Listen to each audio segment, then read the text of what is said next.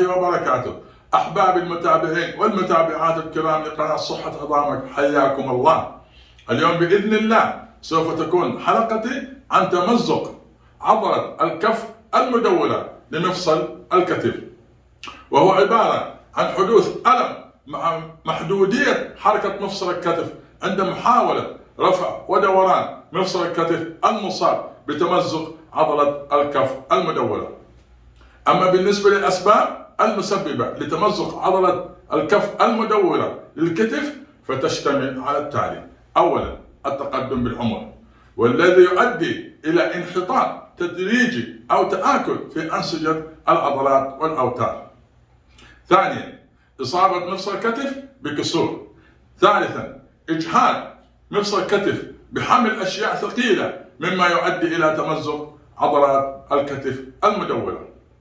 رابعا، ممارسة رياضات تستعمل الطرف العلوي بطريقة غير صحيحة، مثل أو أثناء ممارسة لعبة التنس. خامسا، التعرض للسقوط على الكتف مما يؤدي إلى تمزق عضلة الكتف المدورة. أما بالنسبة للأعراض التي قد يشعر بها المريض المصاب بتمزق عضلة الكف المدورة للكتف، وقد يشعر بوجود آلام في مفصل الكتف أثناء الحركة، كما قد يشعر المريض بوجود آلام بالصباح وخاصة بعد القيام من النوم. كما قد يشعر المريض بوجود محدودية الحركة الإرادية للكتف. كما قد يشعر المريض بوجود ضعف متزايد في قوة عضلات الطرف العلوي والكتف المصاب. أما بالنسبة لعلاج تمزق عضلات الكف المدورة للكتف فتشتمل على التالي: أولا، الوقاية، والتي تشتمل على اتباع الخطوات التالية. أولا، المحافظة على حركة المفصل وتقوية العضلات مع حول الكتف. ثانيا، الحد من حدوث إصابات مباشرة لمفصل الكتف.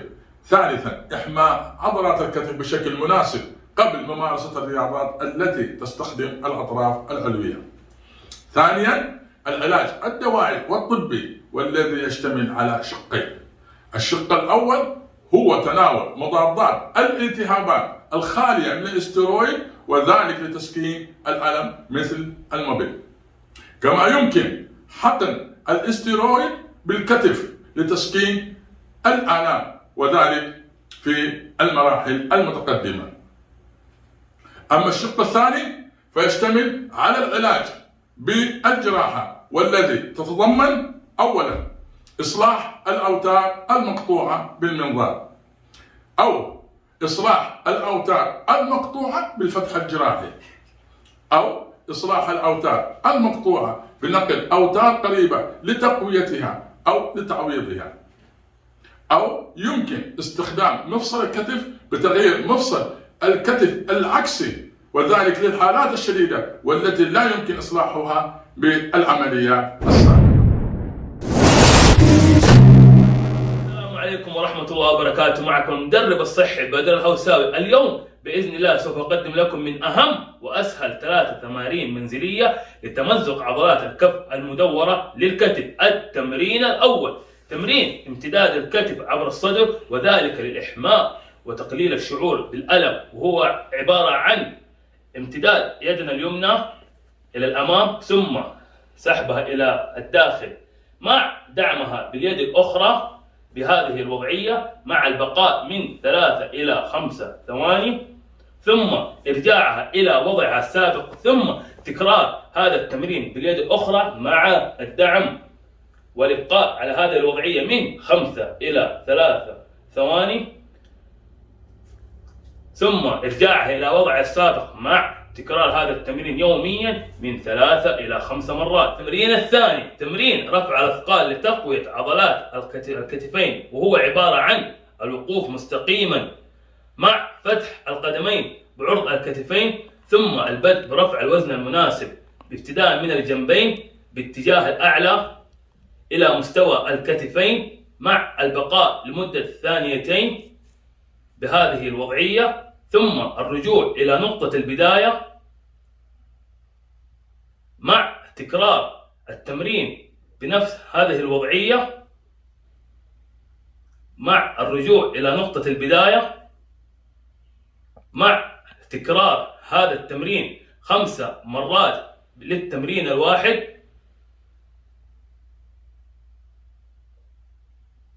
وأنصح بتكرار هذا التمرين من 3 إلى 5 مرات يوميا. التمرين الثالث وهو تمرين الذبابة العكسية، وهو أيضا من تمارين تقوية عضلات الكتفين، وهو عبارة عن الوقوف بشكل مستقيم مع فتح القدمان بشكل قليل، ثم انحناء الظهر للأمام مع حني الركبتان، والبدء برفع الوزن المناسب للجسم إلى الأعلى بهذه الطريقة، مع البقاء لمدة 2 ثانيتين،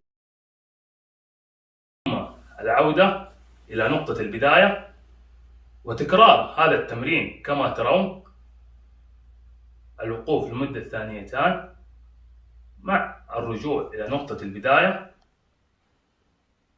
وتكرار هذا التمرين 5 مرات للتمرين الواحد. وأنصح بتكرار هذا التمرين من 3 إلى 5 مرات في اليوم الواحد.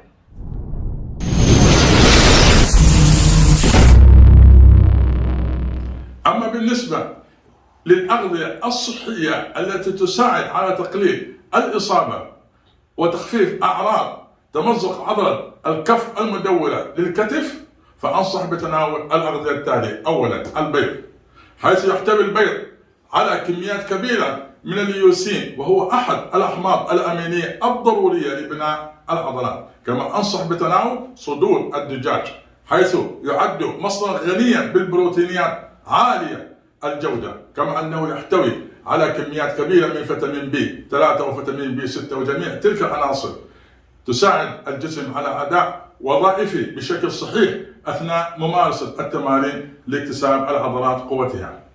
كما أنصح بتناول صدور الديك الرومي، إذ أن 85 جرام من صدور الديك الرومي يحتوي على حوالي 85 جرام من البروتينات، ولا يحتوي تقريبا على الدهون، وهو يعد مصدرا جيدا أيضا لفيتامين بي 3.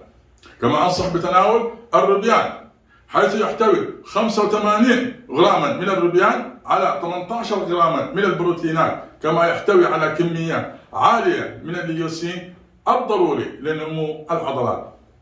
كما أنصح بتناول الأسماك الدهنية والتي تحتوي على الأوميغا 3، وهو من الأحماض المضادة للالتهابات والتي تعمل على تقليل نسبة حدوث الالتهابات الناتجة من تمزق عضلة الكف المدورة. كما أنصح بتناول اللحوم قليلة الدسم، فهي تعد مصدرا غنيا بالحديد الضروري لنقل الأكسجين إلى العضلات، والذي يمكن أن يحفز نمو العضلات. كما أنصح بتناول البقوليات والحبوب الكاملة، فهي تعد مصدرا غنيا بالكربوهيدرات عالية الجودة، كما أنها تحتوي على كميات صغيرة من البروتينات الضرورية للطاقة وتعافي العضلات، بالإضافة إلى الألياف والفيتامينات ومضادات الأكسدة.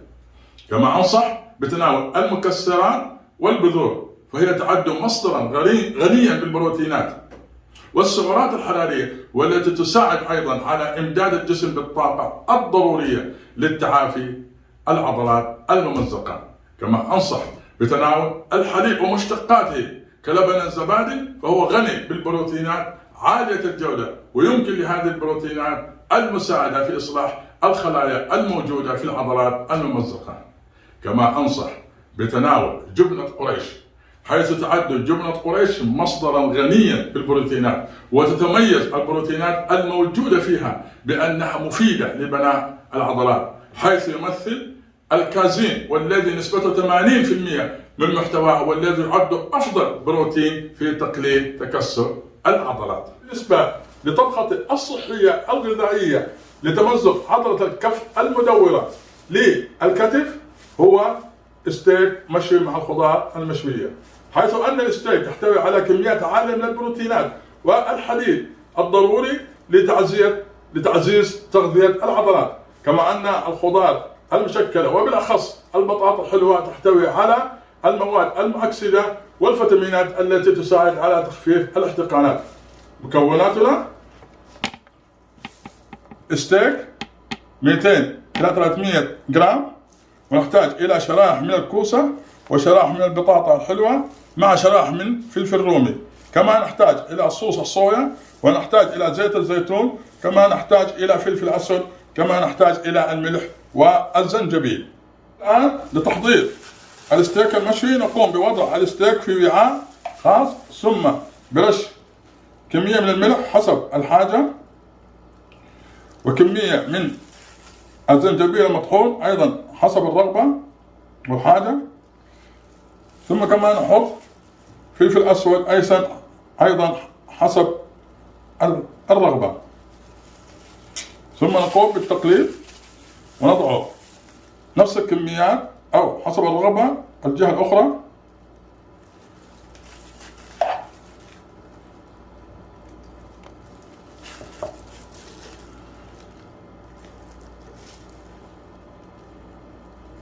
ثم نقوم بالتبهير في كلا الجهتين.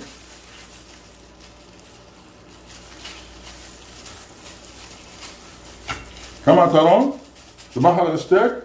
ثم الآن نقوم بدهن الصاج أو الجريل الشوي كما ترون بزيت الزيتون.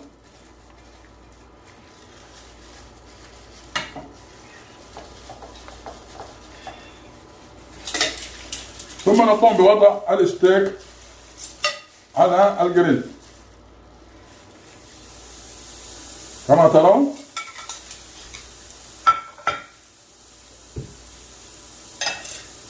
ونقوم بالتقليب على الجهتين حتى يبدأ بالنضوج. الآن عندما قرب ينضج الستيك نقوم بدهن الصاج بوضع الخضروات حتى تنضج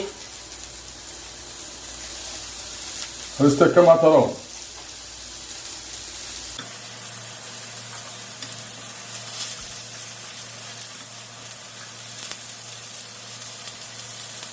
لما أصبح الستيك انشوى نقوم بدهنه بصلصة الصويا على الجهتين.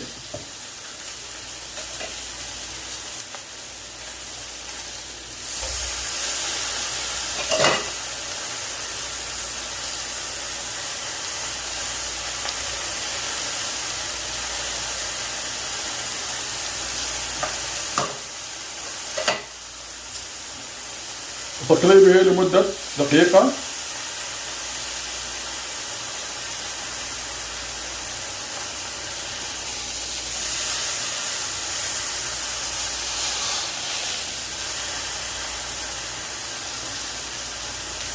ثم نقوم بتقديمه في طبق التقديم مع الخضار المشوية الجاهزة كما ترون. هذه الكوسة المشوية، هذا الفلفل الرومي.